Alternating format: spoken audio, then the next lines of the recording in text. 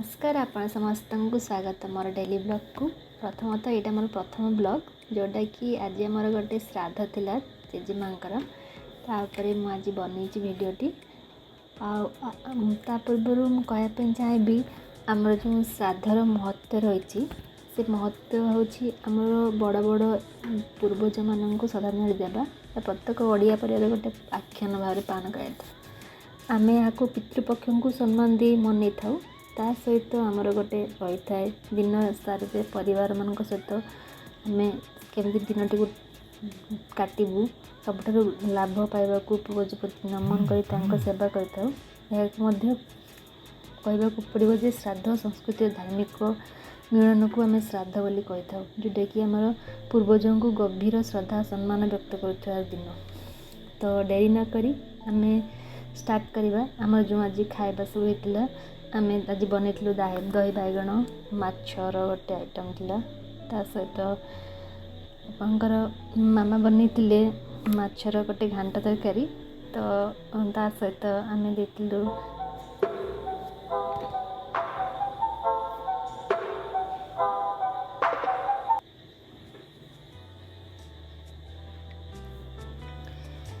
ये सरी नाला दिन सारा तो एक्चुअली आम आज रोसे कराला कि गोटे मेडिकल इमरजेंसी आमको से पोस्टपोन करने पड़े तापर आम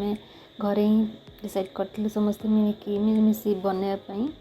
आज 13-14 जन मेम्बर आम खाଇବା बनता घरे। तो आमर ये दिनटी ये ही स्पेंड होता कहूँ गले मोटामोटी भल ही जाता हाँ टी हेक्टिक थिला किंतु समस्त मिलमिशी पीसी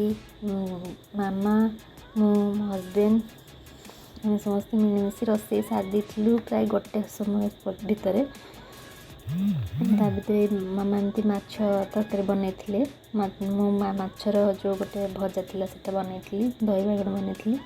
से घांट तरकारी और माछर गोटे आइटम बनई बहुत टेस्टी थिला जेटा कि मो स्वामी को स्पेशली ये माछ भजा बहुत पसंद जोटा कि आप पियाज सहित भजा कि खिया जाए आ शिला माछ तो से बनई।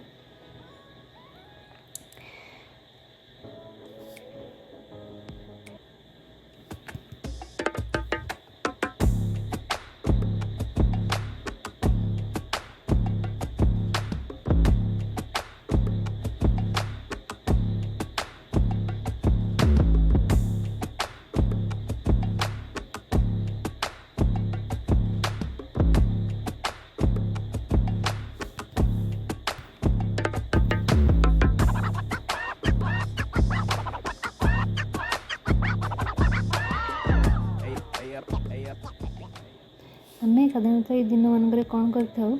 मंदिर जाइए पिंडदान करती मंत्रोच्चारण कराए नना आसी आमको सकाଳେ ही घरे पूजा करदे तापर समस्त मिसिकी प्रणाम कर सारापर आम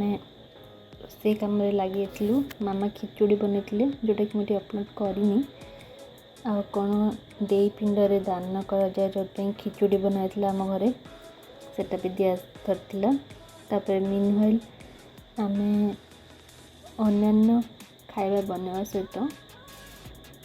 पूजापाई भी सब सामग्री रेडी करी फाइनाली आम सब खाଇବା रेडी होता तापर बाबा टाइम थिला से नहीं कि बाड़ी पटे खायापाई दे था जेजेमा को तो ये बाबा खाଇବା नहीं जाऊँगी आम सब फॉलो करके जाऊँ कि केमती खाଇବା दिया जाए देखापी।